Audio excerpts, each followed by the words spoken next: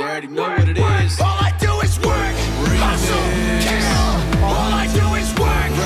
Hey guys, Mario with JDM Fitness, and today I wanted to bring to you guys this video because I felt this was mandatory. Something that immediately I've seen online kind of becoming the new bandwagon training is RPE Scales. And you know me, I like to give credit where it's due, so if I can kind of give you guys some background information on where did RPE Scales originate from. It came from an individual named, I'm probably going to butcher his name here, but it's Mike Tusherer. So I'm just going to say Mike. Essentially, he was a power lifter, and he was a very successful power lifter from the United States. And he was always used to essentially training with generic protocols. So, let's say frequency waves, intensities relative to your 1 rep max, West Side barbell. And he was a huge fan of these components, but I guess you could say he wasn't a fan of going in and having to do prescribed reps and sets. And he felt some days where, we've all felt the days where we don't feel 100%, we feel shitty, we feel tired, and obviously we don't perform as well.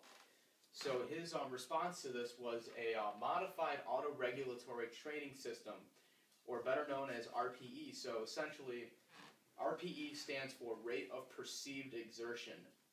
And originally for RPE Scales, this was utilized for cardiovascular endurance or aerobic work. So let's say that if you were a personal trainer and you had no idea how your client is in terms of fitness, you would say, hey, perform a set of push-ups, do a lap around the track, and then once they've completed the drill, you would ask them, oh, so how hard was it on a scale from 1 to 10? 10 being hard, I couldn't do it.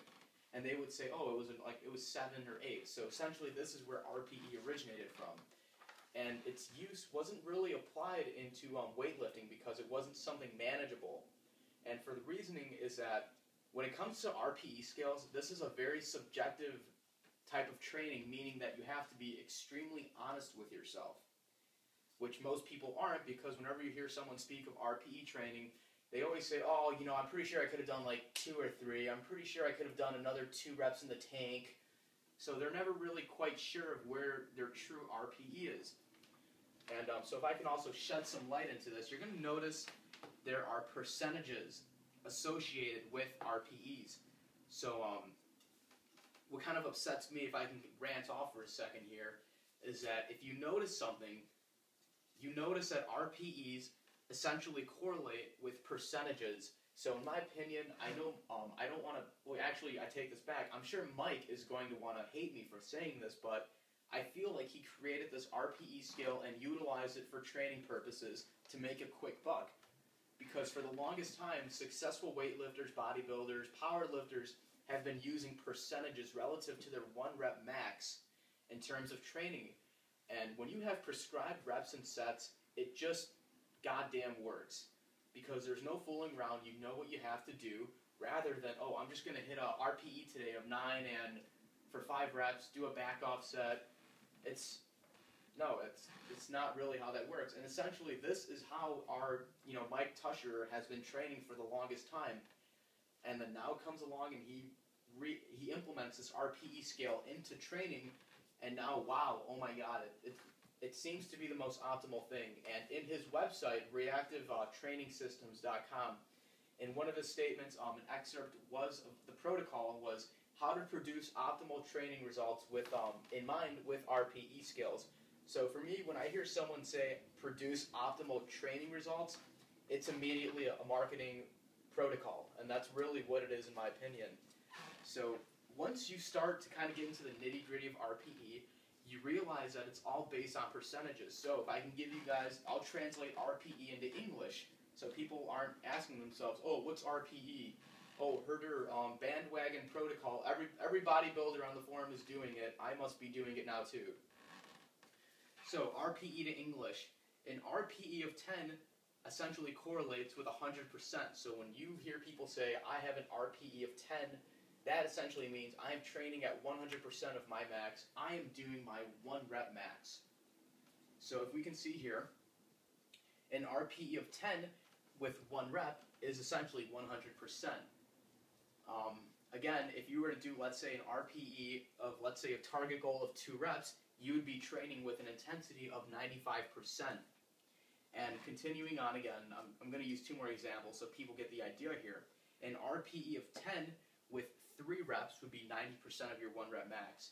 And if you guys remember the table I released on Pre-Lepin's chart, this also correlates as well, because if you're training with various intensities, you're going to have, let's say, an optimum total number of repetitions that follow and correlate with the given intensity percentages.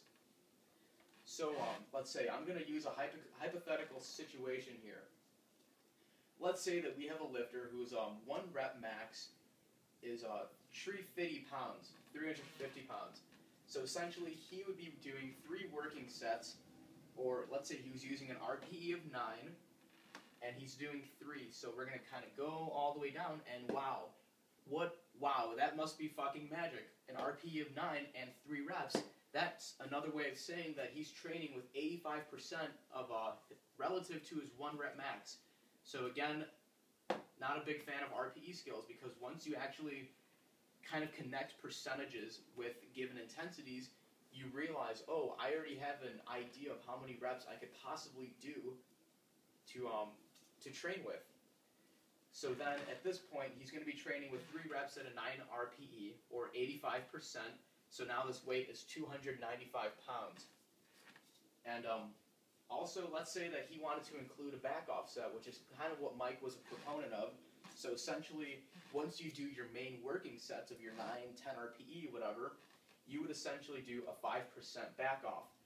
Meaning that now, let's say that you were doing triples with 85% at a 9 RPE, you would drop the weight 5%, so now you're at 275.